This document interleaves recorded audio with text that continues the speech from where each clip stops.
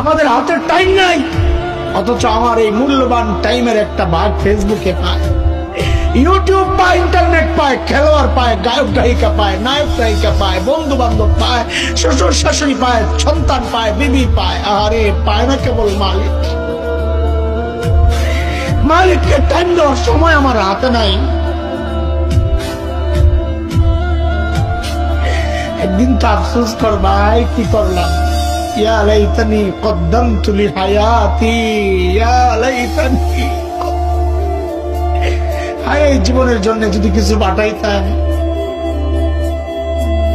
এই দেখ আমার দিকে তাকা, আমি তো এখন আফসোস করি, আরে যৌবনের 32টা বছর শেষ করলাম, আরে কি করলাম। প্রতিদিন যদি একবার করে সুবহানাল্লাহ পড়তাম তো আমল নামায় কতগুলো সুবহানাল্লাহ জমা হইত। আরে 2 রাকাত করে নফল নামাজ যদি পড়তাম তো আমল নামায় কতগুলো নফল নামাজ জমা হইত। কি করলাম, কই কই ঘুরে ঘুরে টাইম শেষ করলাম। এখন তো আফসোস লাগে যখন আয়নায় দেখি দাড়ি ভাইটা সাদা, যখন দেখে চোখ সাদা হয়ে গেছে বুঝি আরে টাইম তো শেষ। ডাক্তার এসে বলবে যে কোনো মুহূর্তে, তাই কি করলাম। রে ভাই আমার, মালিককে টাইম দাও, মালিককে টাইম দাও, ফালতু সময় খায়ো না, নষ্ট করো না।